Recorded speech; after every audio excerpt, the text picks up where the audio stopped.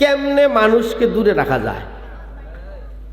তো এই জন্য যাতে আপনাদেরকে এই মাহফিলের শ্রবণ থেকে, মাহফিলের নিয়ামত থেকে যেন আপনাদেরকে কোনো জিনিসে দূরে সরাইতে না পারে, সেই জন্য আপনাদেরকেও আহ্বান জানাবো, মাহফিলে এসে মাহফিলের প্যান্ডেলে বসে যান।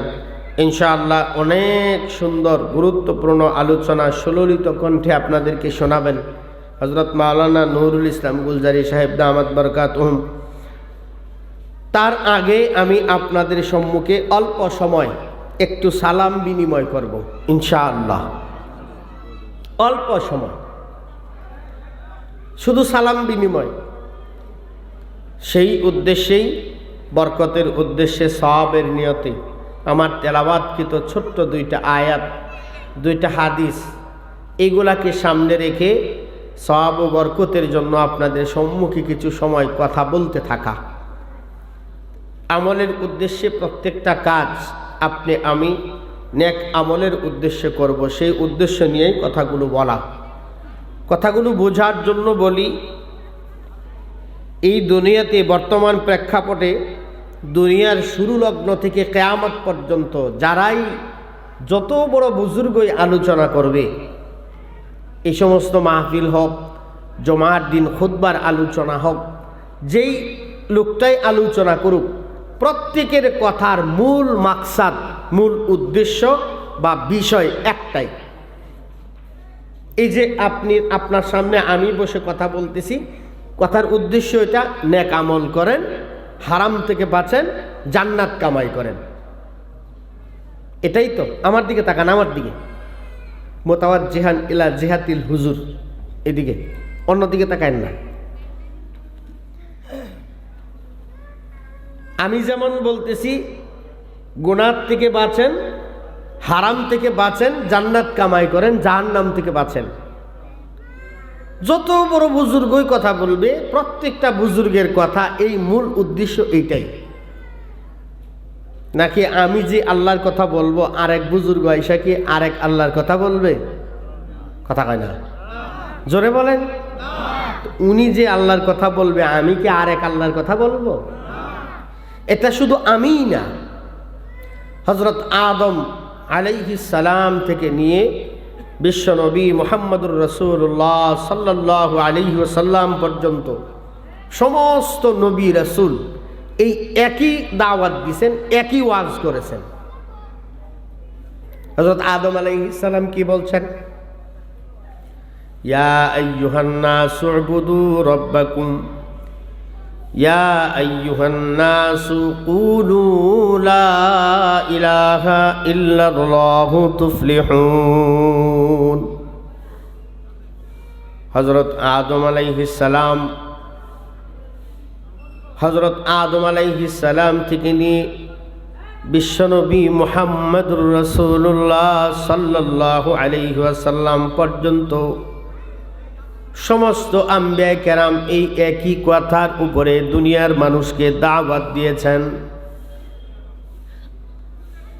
আম্বিয়া কেরামের যুগ শেষ হয়ে গেছে, সাহাবায়ে কেরামের যুগও শেষ হয়ে গেছে,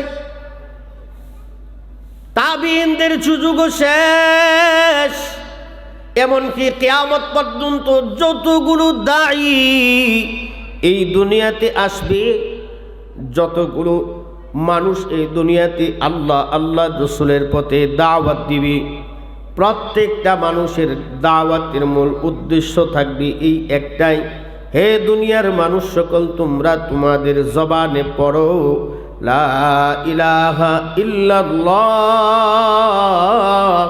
তাহলে এই দুনিয়াতে এবং পরকালে তুমি সফলতা অর্জন করতে পারবা। প্রত্যেকের কথার মূল উদ্দেশ্য এই একটাই।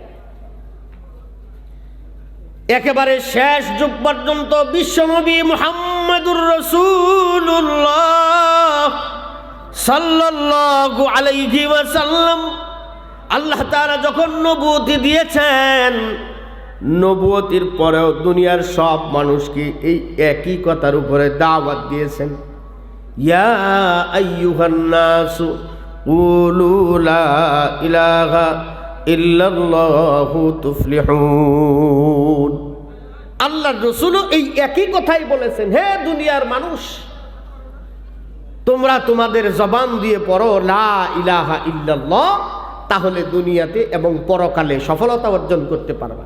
সফলতাটা কি? দুনিয়াতে নাজাত, পরকালে মুক্তি। দুনিয়াতেও শান্তি, পরকালেও নাজাত আল্লাহ তাআলা দিবেন। আল্লাহর রাসূল হাদিসে বলেছেন, মান ক্বালা লা ইলাহা ইল্লাল্লাহু ইয়াকিনান বিকলবিহি ফাদাখালাল জান্নাহ। যেই লোকটা তার জবান দিয়ে দিল থেকে বিশ্বাস করে যদি কেউ লা ইলাহা ইল্লাল্লাহ পড়ে, তো আল্লাহ তাআলা ওই লোকটাকে সাথে সাথে আল্লাহর জান্নাতে তার নামটা লেখা দেয়।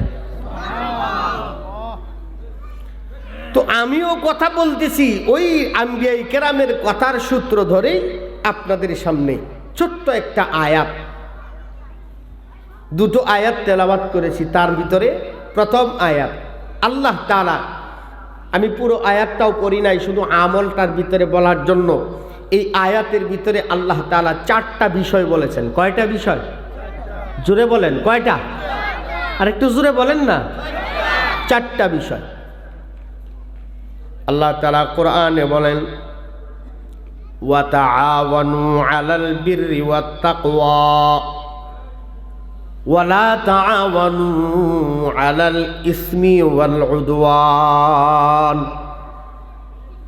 2টা বিষয় করতে বলেছেন আর 2টা বিষয় না করতে বলছেন। তো মোট কয়টা হলো?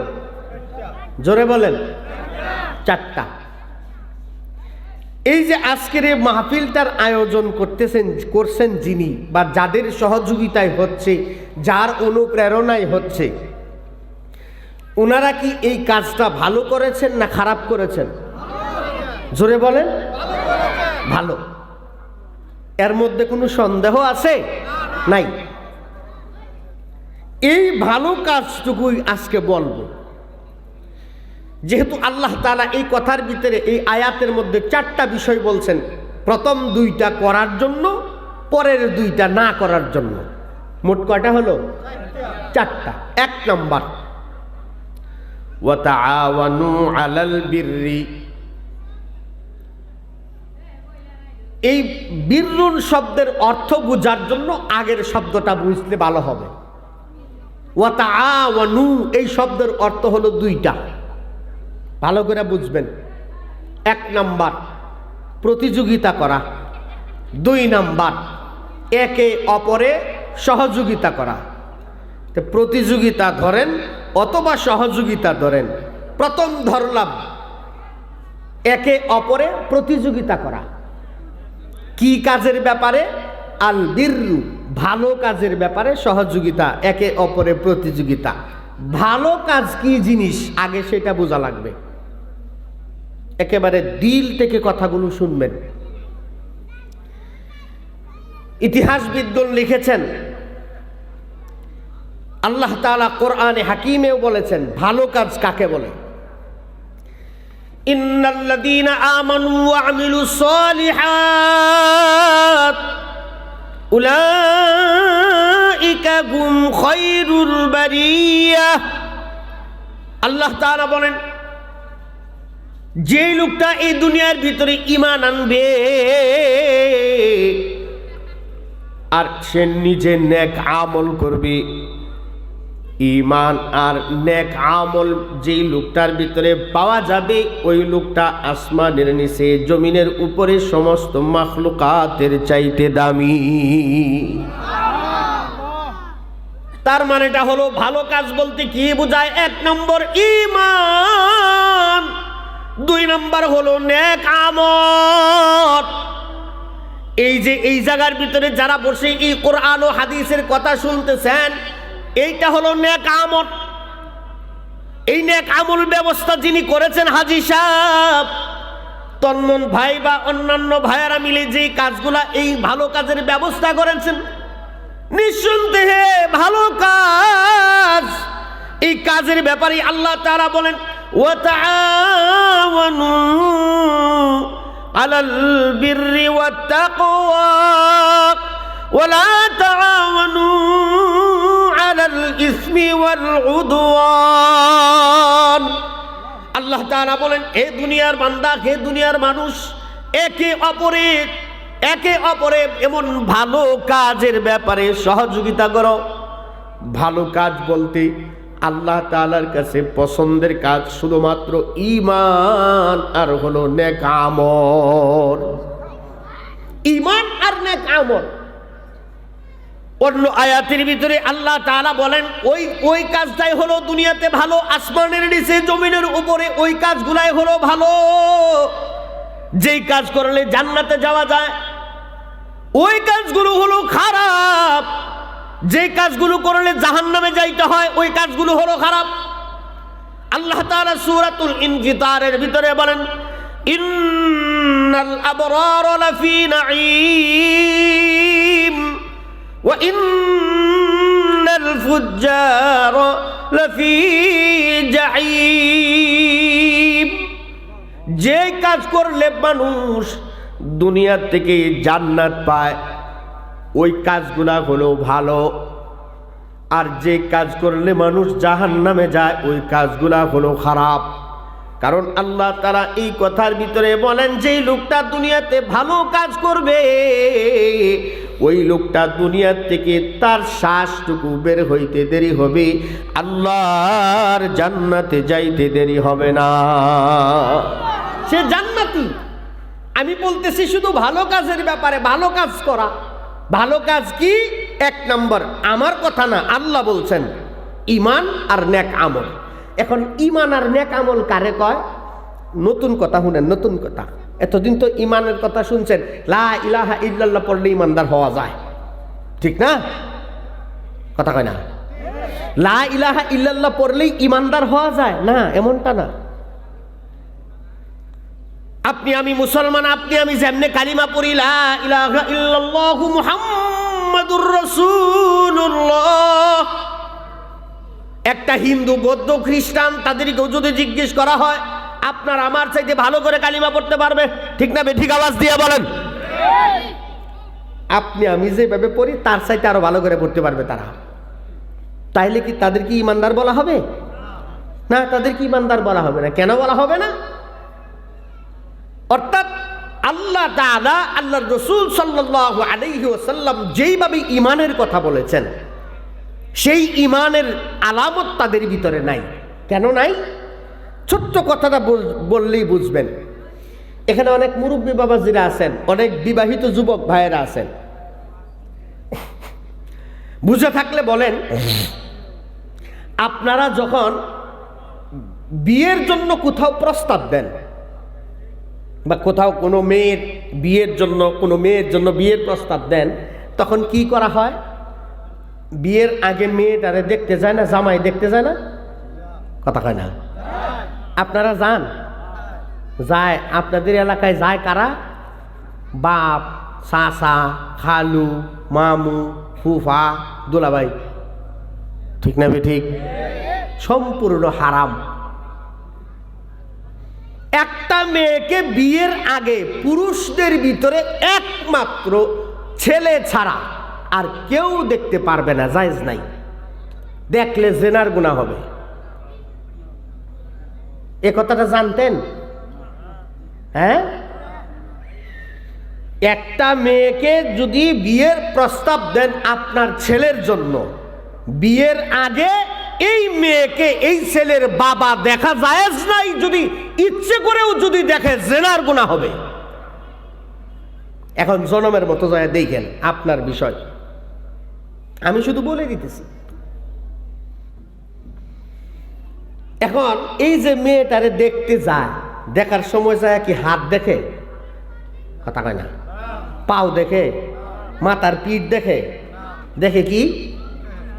কথা কয় না? চেহারা দেখে। চেহারাটা দেখা তাকে নির্ধারণ করে বা নির্ণয় করে সে ভালো, সুন্দরী নাকি কাইল্লা, ঠিক না? ঠিক। মানে চেহারাটা দেখলে হারি, চোখগুলো একেবারে হরিণের চোখ, ঠিক না? ঠিক। হরিণের টানা টানা চোখ, দেখতে একেবারে রূপবতী পরীর মতো সুন্দর। এই যে দেখে নির্ণয় করলো, এটা চেহারা দেখে না পাও দেখা? কথা কয় না? এখন যদি জামাই যদি একটু চালাক হয় তাহলে কি করে? মেয়ের দাঁতগুলা ঠিক আছে নাকি, দাঁত কি পড়ে গেছে না বান্ধান না, এটা দেখা লাগবো না, মানে এটা কেমনে দেখবো? তখন ছেলে করে কি কয়, নাও একটা মিষ্টি খাও। তো মিষ্টি খায়, তো মিষ্টি খাইলে হা হা না করে খাইতে পারবো?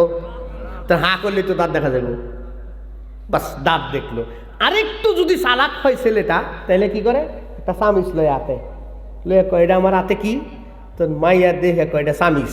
এটা দেখে কি করলো, মানে তার দৃষ্টিশক্তি ভালো আছে কি নাই এটা বুঝলো। মূল কথা হচ্ছে একটা মানুষ সে সুন্দর কিনা কালো সেটা বোঝার জন্য তার মূল বিষয় দেখে হলো চেহারা, ঠিক না বেটি? এই চেহারার ভিতরে তার মূল জিনিসের নাম হচ্ছে মুখ, ঠিক না বেটি? এই মুখের ভিতরে সবচাইতে মূল্যবান জিনিস হচ্ছে তার জবান, আর এই জবান দিয়েই সে পড়ে লা ইলাহা ইল্লাল্লাহু মুহাম্মাদুর রাসূলুল্লাহ। এখন বুঝেন, একটা মানুষ কালিমা পড়লো, সে কি হাত দিয়া, কথা কয় না, পাও দিয়া, মাথা দিয়া পড়লো? কি দিয়া? মুখ দিয়ে, জবান দিয়ে।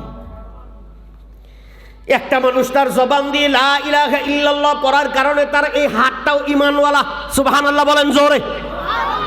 ওই লোকটার পাটাও ঈমানওয়ালা, ওই লোকটার চুলের আগা থেকে নিয়ে পায়ের পাতা পর্যন্ত তার গোটা শরীরটাই হলো ঈমানওয়ালা।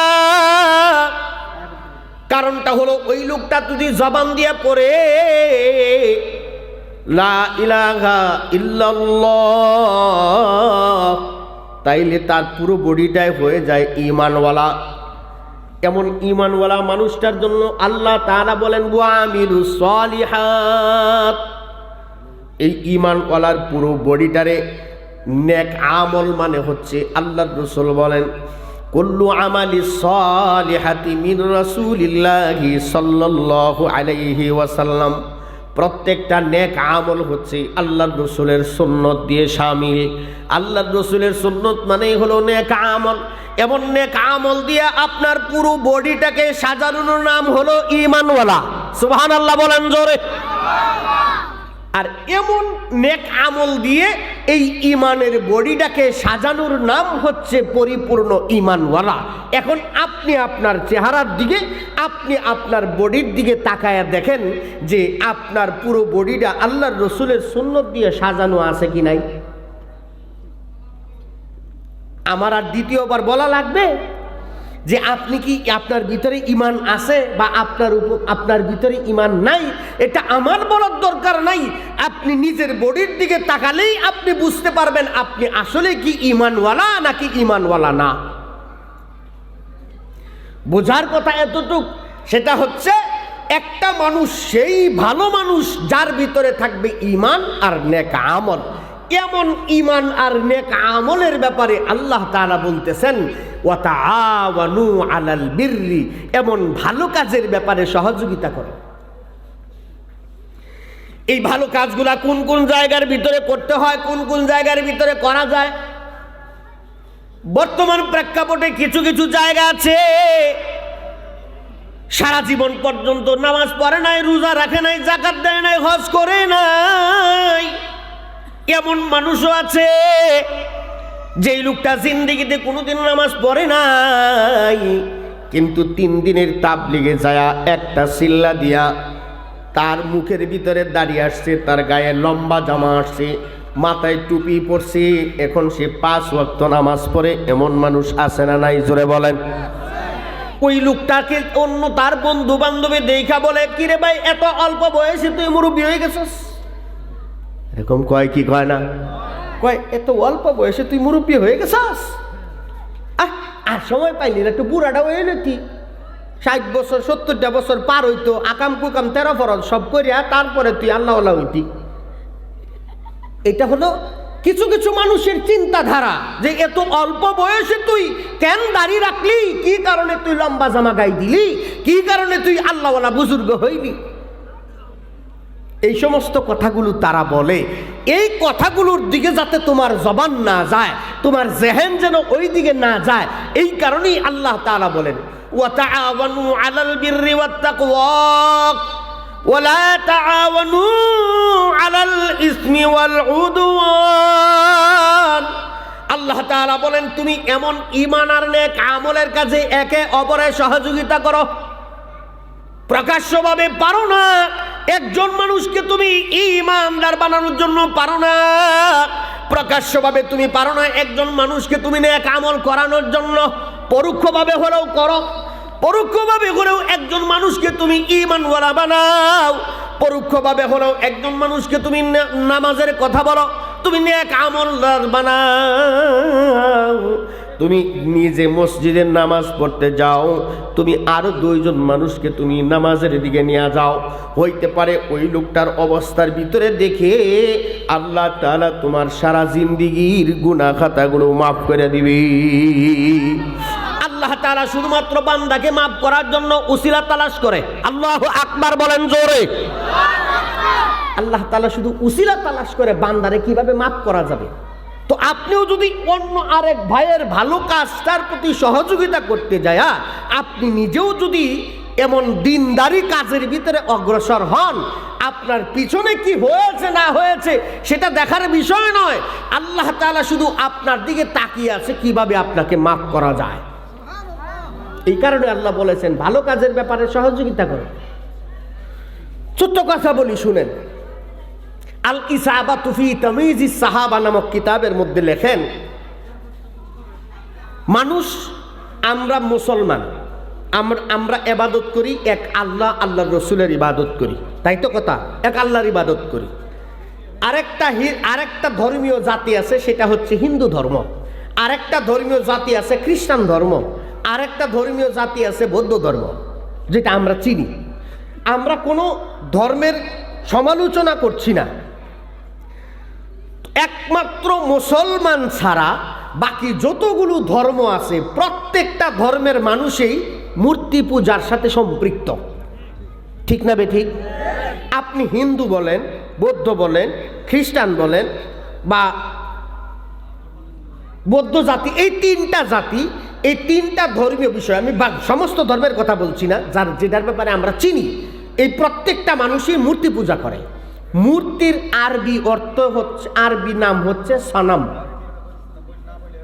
মূর্তির আরবি নাম হচ্ছে সনম।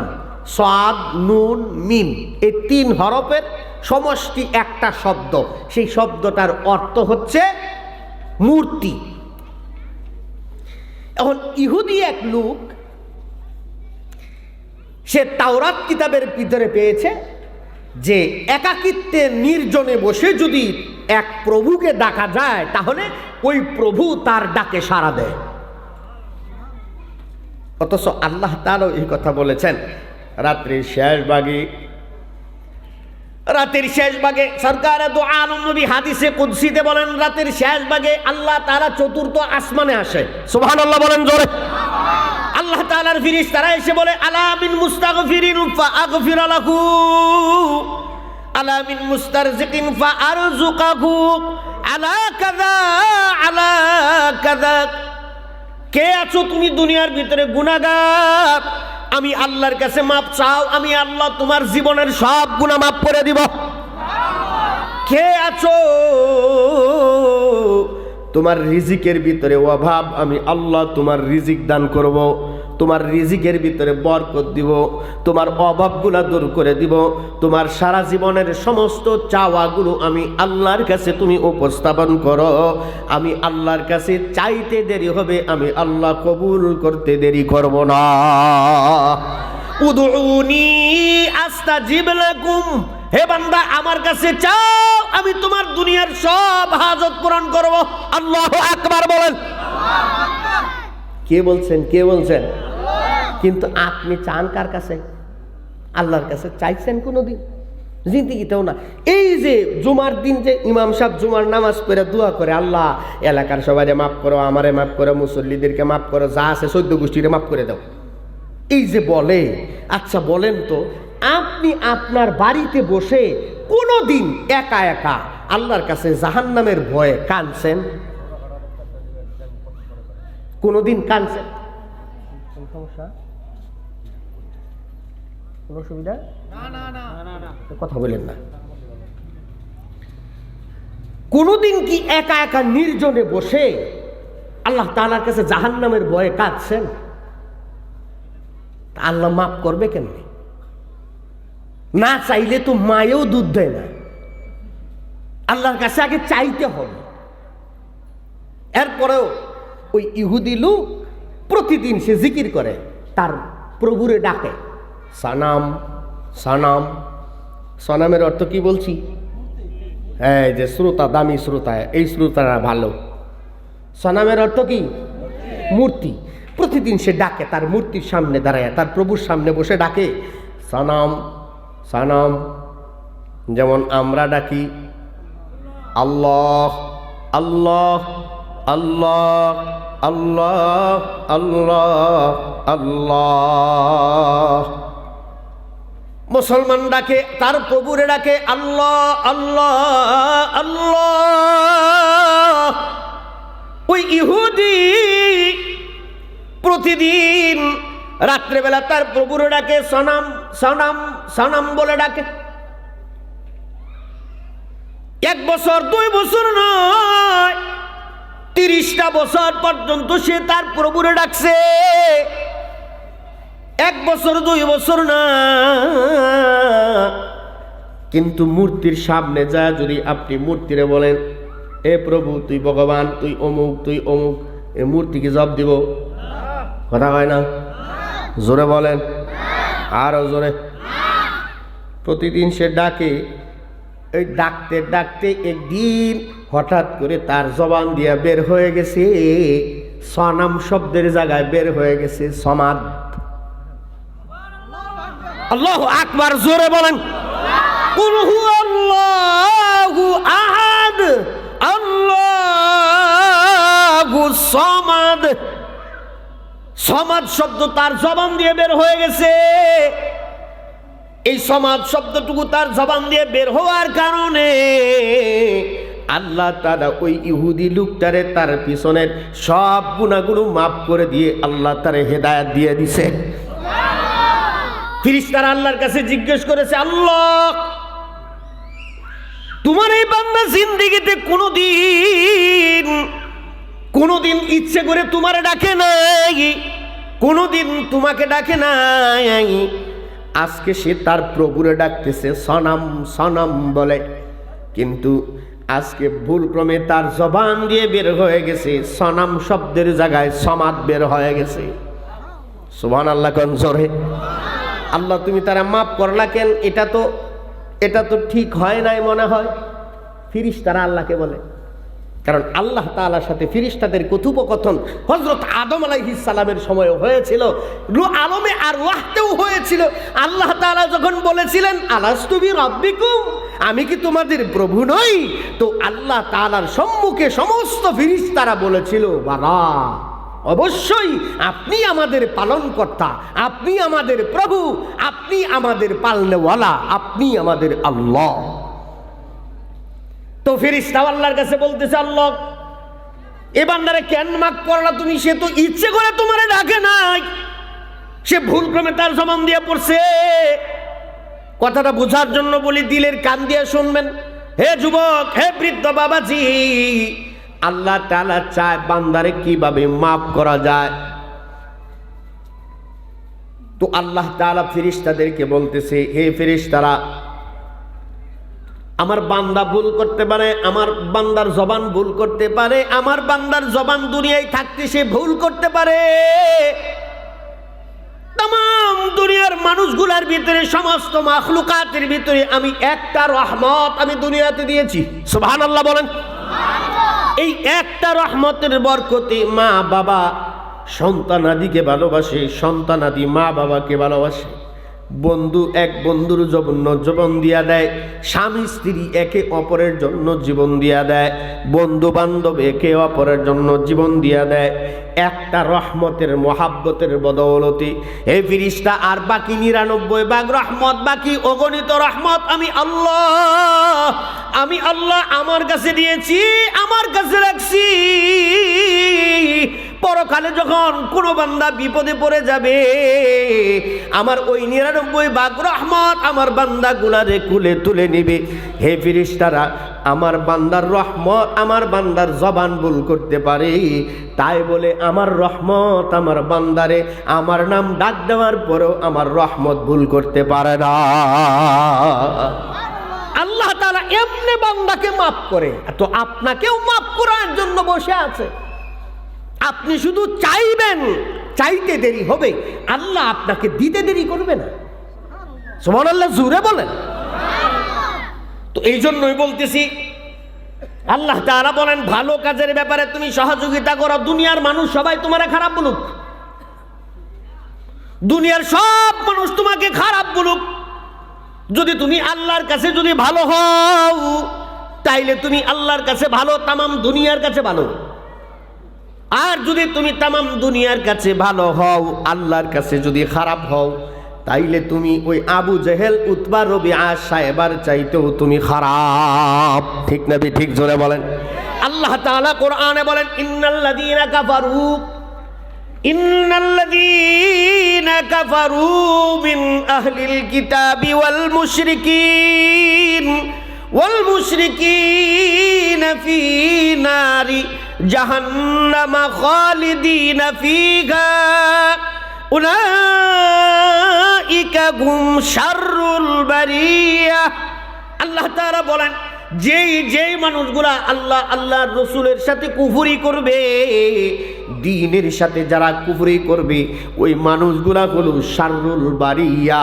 আসমানের নিচে জমিনের উপরে যত মাখলুকাত বান্দা চোখে দেখতে পায় আর চোখে দেখতে পায় না, সব মাখলুকাতের চাইতে খারাপ। আর পরবর্তী যখন আল্লাহ তাআলা অন্য আয়াতের তার পরবর্তী আয়াতে বলেন যেই লোকটা ভালো কাজ করে, দুনিয়াতে ভালো কাজ বলতে প্রথমেই বলেছিলাম ঈমান আর নেক আমল।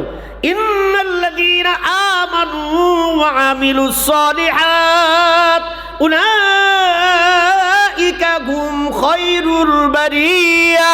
যেই লোকটা দুনিয়াতে ঈমান আনবে আর নেক আমল বেশি বেশি করে, আল্লাহ তাআলা তার জন্য বলে আসমানের নিচে জমিনের উপরে সমস্ত মাখলুকাতের চাইতে ওই লোকটা দামি। এমন দামি মানুষ আপনাকে খারাপ বলুক, তাতে কিচ্ছু যায় আসে না। আল্লাহ রাসূল সাল্লাল্লাহু আলাইহি সাল্লাম মক্কার পাশে বাইতুল্লাহর পাশে বসে মানুষকে দাওয়াত দিয়েছেন, ইয়া আইয়ুহান নাসু কুলু লা ইলাহা ইল্লাল্লাহু তুফলিহুন। মক্কার বড় বড় লিডার যারা ছিল তারা বলেছে, হে আব্দুল্লাহর ছেলে মুহাম্মদ, হে ভাতিজা, তুমি আমাদের ধর্মের ভিতরে, বাপ দাদার ধর্মের ভিতরে চুনকালি লাগাও। এই কথাগুলো আপনাকেও বলতে পারে আপনার বন্ধু বান্ধব। কি রে ভাই, একসাথে এসএসসি পরীক্ষা দিলাম, একসাথে ইন্টারমিডিয়েট পরীক্ষা দিলাম, একসাথে অনার্স কমপ্লিট করলাম, একসাথে মাস্টার্স কমপ্লিট করলাম, একসাথে ল পড়লাম, একসাথে ডিগ্রি অর্জন করলাম, সমস্ত ট্রেনিং দিলাম, তুই দাড়ি রাখলি, লম্বা জামা গায়ে দিলি, মাথায় টুপি দেশ, 5 ওয়াক্ত নামাজ পড়স, এত অল্প সময়ে বুড়ো হয়ে যাইতেছস। এরকম কথা কিছু বলে কি বলে না? আওয়াজ দিয়া বলেন, আওয়াজ দিয়া বলেন। এটি বেশিরভাগ বলে হলো কিছু কিছু আধুনিক পরায়ণ কিছু নতুন বউয়েরা, নতুন বউ যারা আছে এরা বেশিরভাগ জামাইগুলারে বলে এত অল্প বয়সে বুড়ো হয়ে যাইতেছ। আর অল্প বয়সে যুবক বয়সে যদি দাড়ি রাখে তাইলে তো আর জামাইরে পছন্দই করে না, I am don't like it, মানে পছন্দ করে না। রাগ করবেন না কেউ কথায়। যদি কোনো মেয়ে, কোনো মহিলা যদি এই কথা বলে দাড়ি টুপি লম্বা জামা পছন্দ করে না, বুঝতে হবে তার ক্যারেক্টারে সমস্যা আছে। ঠিক কইলেও ঠিক, না কইলেও ঠিক। ঠিক না বে ঠিক? আওয়াজ দিয়া বলেন। আমি জানি আমার এই কথায় অনেক মেয়েরা অসন্তুষ্ট হবে, অসন্তুষ্ট হইলেও আমার করার কিচ্ছু নাই। আমি কথা আমি ক্লিয়ার বলি, সবসময় বলি, এভাবেই বলি। বলার কথা এতটুক বলি, কেমনে বলি কথা, সময় অল্প। কষ্ট হতেছে আপনাদের? আমি বলছি সারা দুনিয়ার মানুষ আপনারা খারাপ বলুক, কিন্তু আল্লাহর কাছে আপনি ভালো, তাইলে আপনি দামি।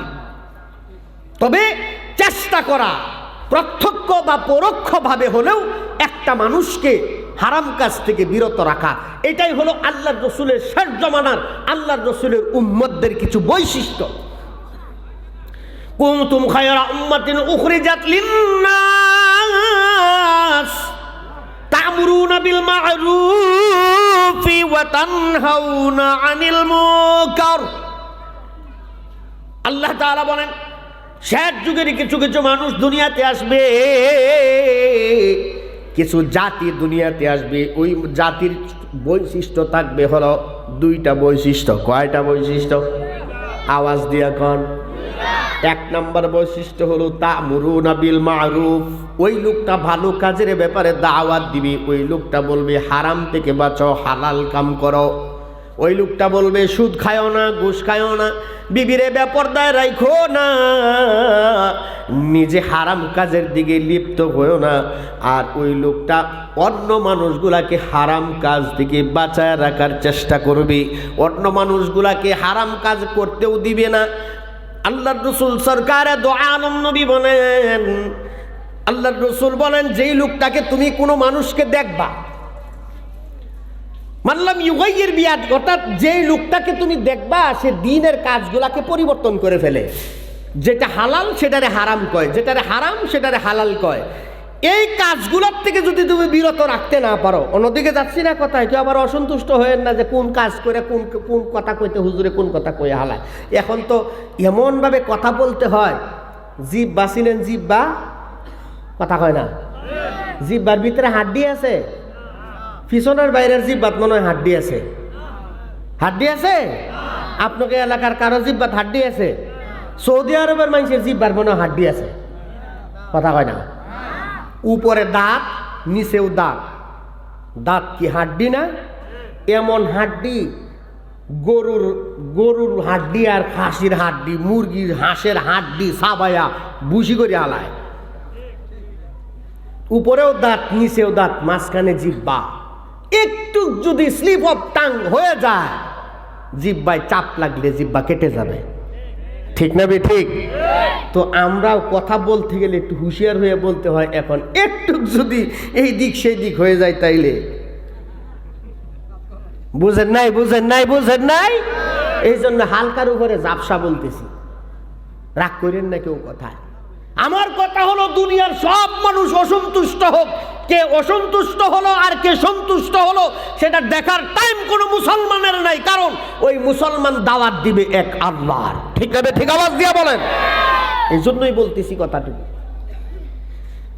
কেমনে পরোক্ষ বা প্রত্যক্ষ ভাবে অন্য মানুষকে দ্বীনের কথা বলবো, ভালো কাজের দিকে অগ্রসর করব। এই পৃথিবীতে ফারুক আজম খলিফাতুল মুসলিমিন হযরত উমর ইবনুল খাত্তাব রাদিয়াল্লাহু তাআলা আনহু, আল্লাহর রাসূলের সাহাবায়ে কেরামদের ভিতরে সবচেয়ে বেশি সময় ক্ষমতার মসনদে ছিলেন হযরত উমর, ঠিক না বে ঠিক? এই হযরত উমর রাদিয়াল্লাহু তাআলা আনহুর কিছু কিছু সিস্টেম পরবর্তী সময়ে জারি থাকার কারণে দুইজন মানুষকে দ্বিতীয় উমর খেতাব পেয়েছিল। দুইজন মানুষ, একজন হযরতে উমর ইবনুল আব্দুল আজিজ, আরেকজন হচ্ছে তুরস্কের প্রেসিডেন্ট, তুরস্কের সুলতান মুরাদ। প্রাচীন যুগের ইসলামী ইতিহাস এর ভিতরে লেখা আছে সুলতান মুরাদের ইতিহাস। আমি প্রায় জায়গায় এই ভালো কাজের ব্যাপারে সহযোগিতা করার জন্য আমি এই কথাটুকু বলে থাকি, যেন অন্য মানুষ আমাকে খারাপ বলুক, অন্য মানুষ আমাকে দেশদ্রোহী বলুক, অন্য মানুষ আমাকে যাচ্ছে তাই বলুক, কিন্তু আমার দিক নির্দেশনা থাকবে, আমার টার্গেট থাকবে এক আল্লাহ, আল্লাহর রাসূল, ঠিক না? ঠিক আওয়াজ দিয়ে বলেন। যদি এই কাজগুলো করতে পারি তাহলে দুনিয়াতেই আল্লাহ তাআলার কাছে মাফের কিছু সুযোগ করতে পারবো।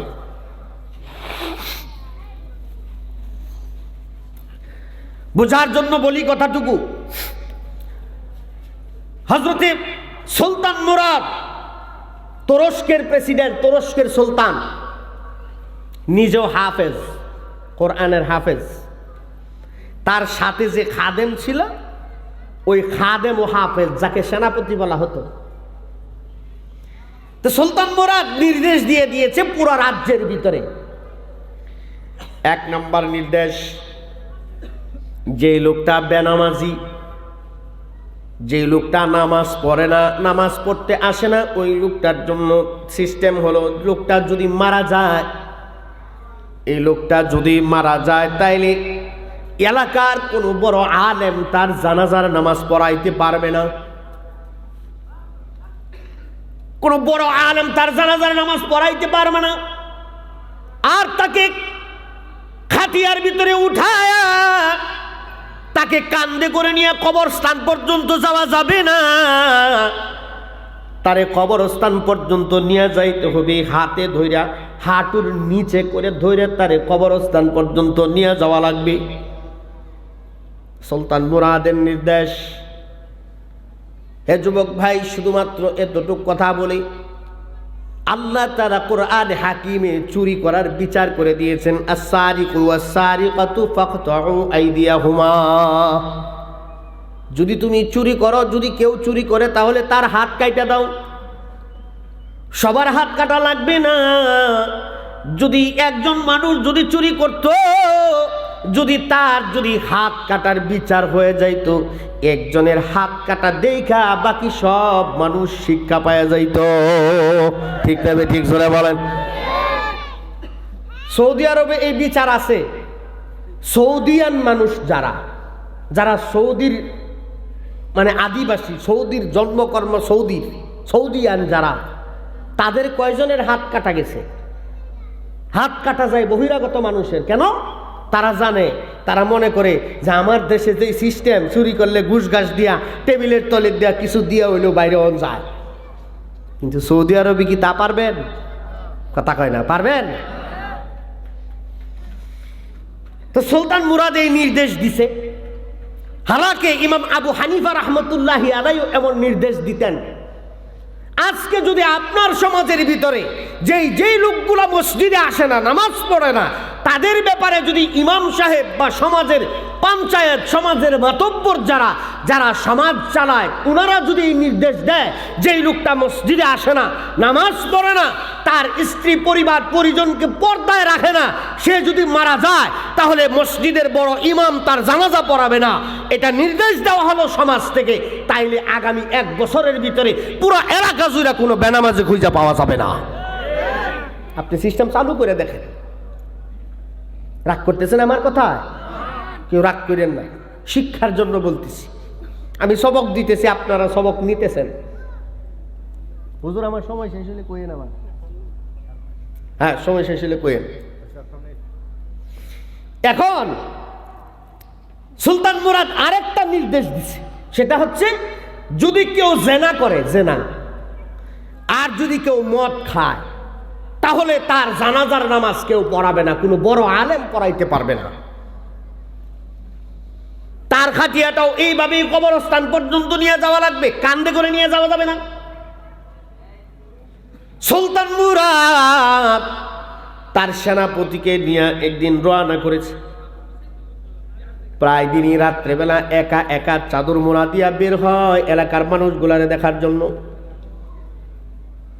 এলাকার মানুষগুলাকে দেখার জন্য প্রতিদিন বের হয়।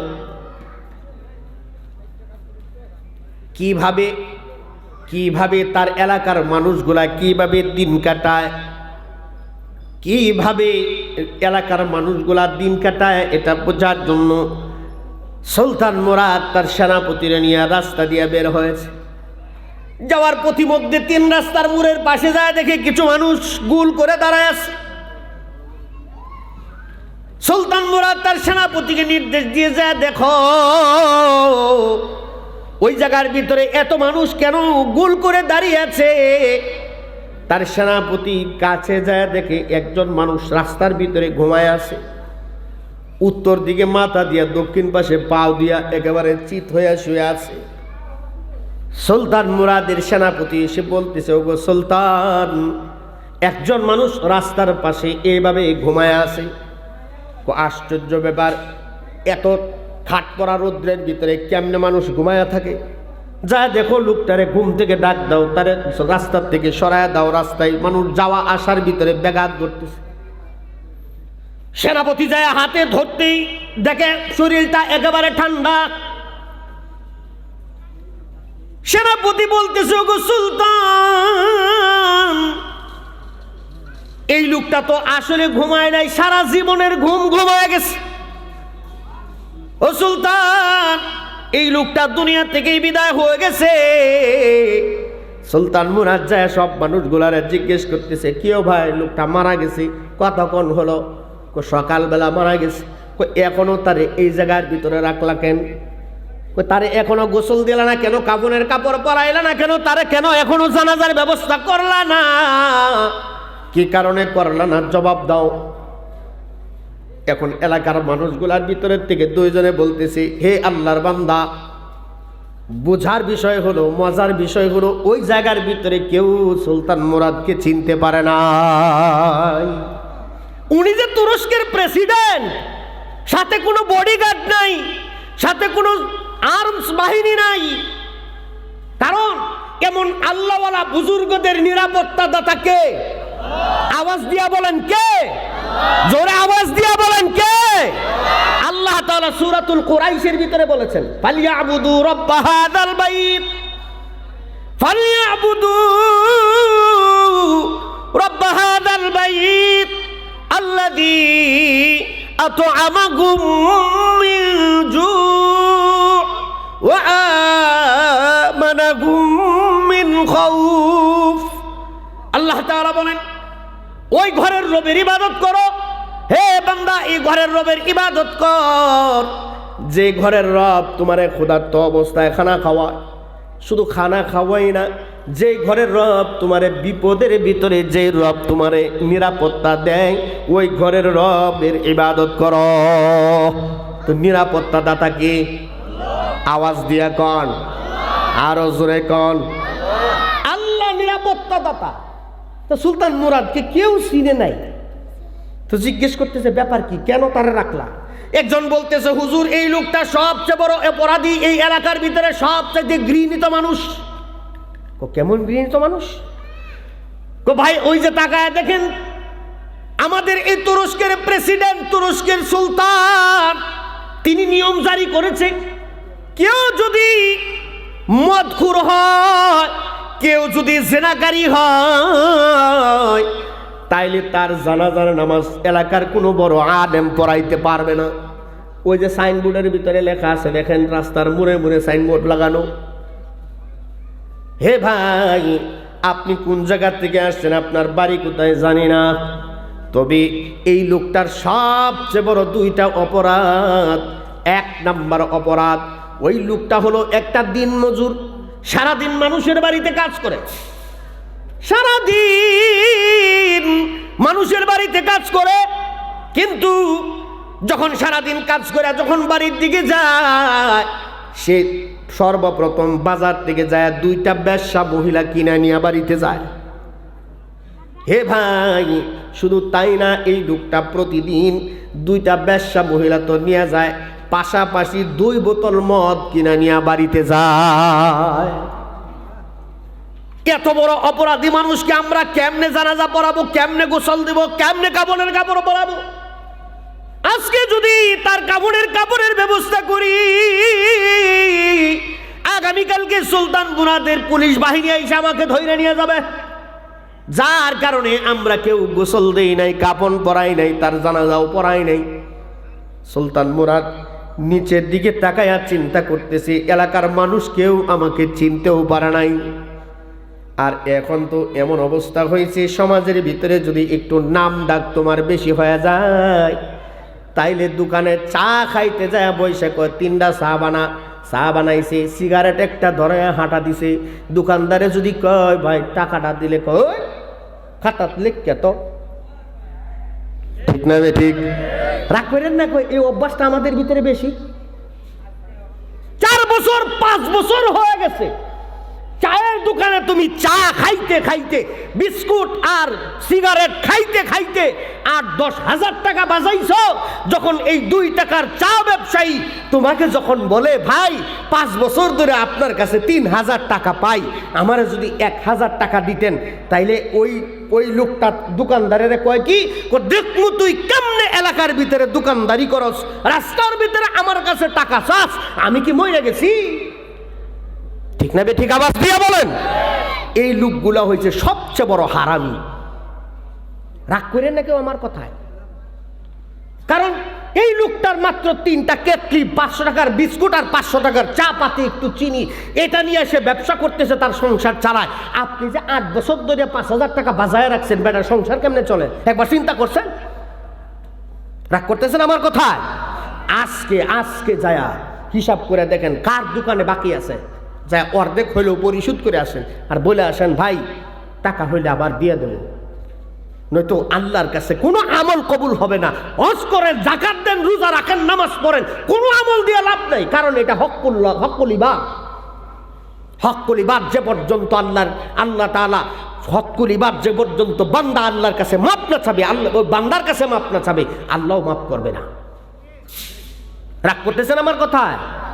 কেউ রাগ করেন না, মাঝে মাঝে কিছু শিক্ষার কথা বলি, সমাজের কথা।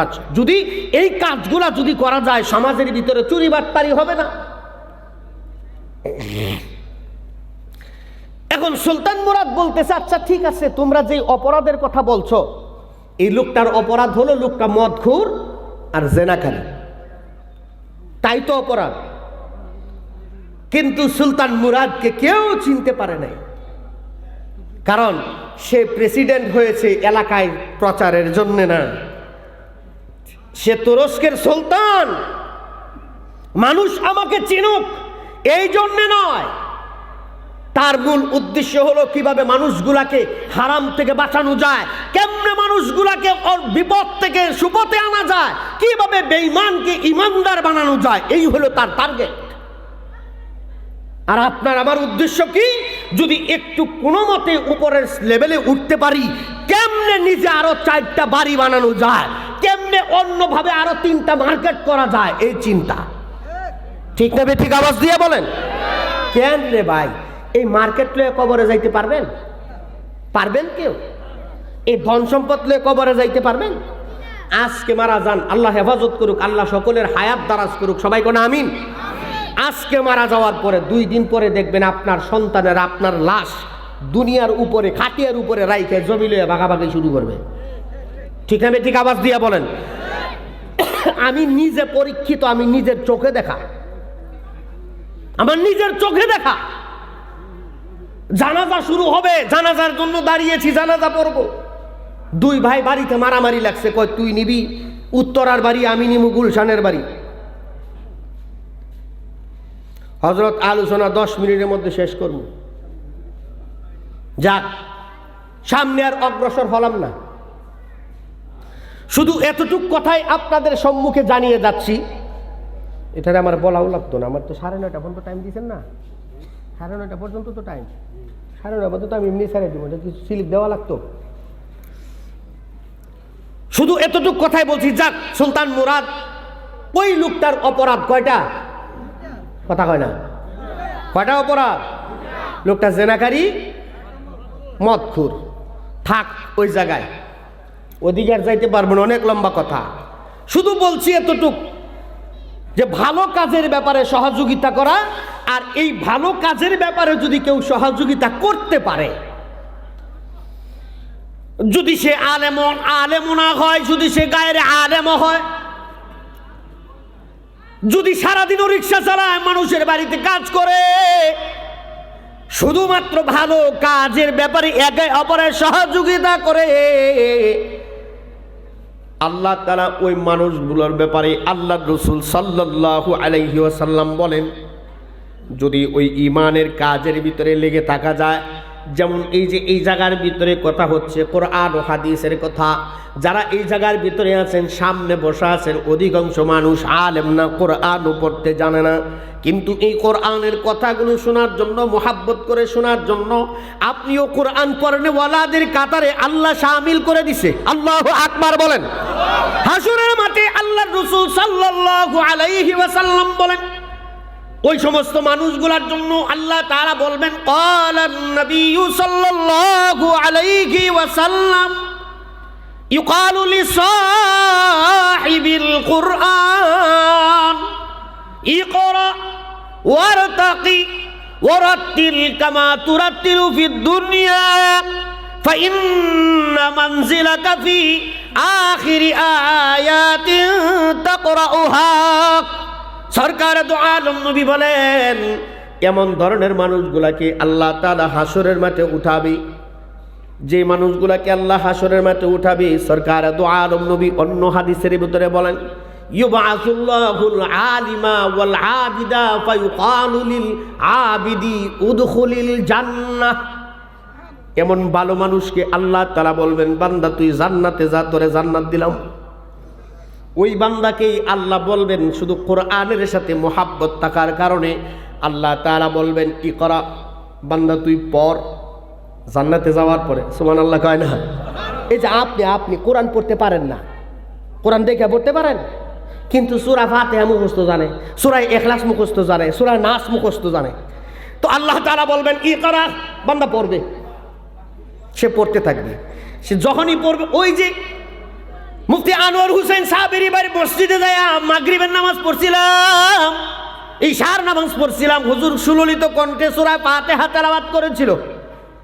সূরা ফাতিহার প্রথম আয়াতটা মুখস্থ আছে, ওই বান্দা তেলাওয়াত করবে আলহামদুলিল্লাহি রাব্বিল আলামিন। যখনই পড়বে সাথে সাথে ওয়ারতাকি, সুবহানাল্লাহ কয় না? যেমন লিফটের ভিতরে ওঠার পরে আপনি লিফটে উইটা বাটনে চাপ দিচ্ছেন, তো লিফট উপরে উঠে গেছে। তো আল্লাহ তাআলা সেই কথাই বলেন, আল্লাহর রাসূল বলেন, ওই কোরআন পড়নেওয়ালা, কোরআনের সাথে যারা সম্পর্ক ছিল, এমন ঈমানের কাজের ভিতরে যারা সম্পর্ক ছিল, যারা ঈমানদারদের কাজের সাথে যারা সম্পৃক্ত ছিল, ভালো কাজের সাথে যারা সম্পর্ক রেখেছিল, আল্লাহর রাসূল সরকার দু আলম নবী বলেন, ওই বান্দা যখন পড়বে, যখন কোরআন পড়বে, আল্লাহ তাআলা, আল্লাহর রাসূল বলেন ওয়ারতাকি, একটু উপরে উঠে যাবে, ওই বান্দা আর পড়তে পারবে না। আবারও বলবেন বান্দা পড়, ওই বান্দা পড়বে। আল্লাহ তাআলা ওই সময় ওই বান্দাকে বলবে ওয়ারাত্তিল কামা তুরাত্তিলু ফিদ দুনিয়া, যেভাবে তুমি দুনিয়াতে থাকতে পড়তেছিলা ওইভাবে তুমি তেলাওয়াত করতে থাকো। ফা ইন্না মানজিলাকা ফি আখিরি আয়াতিন তাকরাউহা, হে বান্দা তুমি আজকে পড়বা, পড়তে পড়তে পড়তে পড়তে তুমি যখন শেষ করবা, শেষ আয়াতটা পড়বা, ও বান্দা তোমার শেষ আয়াতের তেলাওয়াতের শেষ জায়গাটা হবে তোমার জন্য জান্নাত। মুহাদ্দিসিনে কেরাম লিখেন, ওই বান্দা সূরা ফাতিহা থেকে নিয়ে একেবারে মিনাল জিন্নাতি ওয়ান নাস শেষ পর্যন্ত পয়রা তেলাওয়াত করবে। আল্লাহু আকবার বলেন। এই কারণেই শুধু কথাটুকু বলা, আল্লাহ তাআলা বলেন ওয়া তাআওয়ানু আলাল বিররি ওয়াত তাকওয়া, শুধুমাত্র ভালো কাজের ব্যাপারে সহযোগিতা করো। ভালো কাজ বলতে বোঝায় ঈমান আর নেক আমল। ভালো কাজ বলতে কি বোঝায়? ঈমান আর নেক আমল। এই ঈমান আর নেক আমল মানেই ভালো কাজ, আর এই ভালো কাজ ছাড়া, ঈমান আর আমলের, নেক আমলের কাজ ছাড়া বাকি যত কাজ আছে সব কাজ হলো খারাপ কাজ। আল্লাহ তাআলা আমাদের প্রত্যেককেই এই সমস্ত ভালো কাজগুলো বেশি বেশি করার তৌফিক দান করুন। সবাই বলি আমিন। তাক ওই রাস্তায় যারে পাওয়া গেছিল মারা গেছে, অপরাধ কয়টা? যাক, অপরাধ আর তার জন্য বললাম না, ওই জায়গার ভিতরে রাখলাম। পরে কোনোদিন সময় পাইলে ওই লোকের জানাজা আর গোসল, কাফন দাফন সব করামু ইনশাআল্লাহ, আল্লাহ যদি তৌফিক দান করেন। যেই সমস্ত কথাগুলো আপনাদের সামনে তুলে ধরলাম শুধুমাত্র ভালো কাজের ব্যাপারে সহযোগিতা করার জন্য। তো আজকে যিনারা এই মাহফিলটার আয়োজন করছে, বিশেষ করে তন্ময় ভাই কই আসে নাই? কাউন্সিলর সাহেব, আপনি কাউন্সিলর সাহেব, এই যে আমি শুনছিলাম যে কাউন্সিলর ভাই এই মাহফিলটার জন্য খুব বেশি নিবেদিত প্রাণ। এরপরে হাজি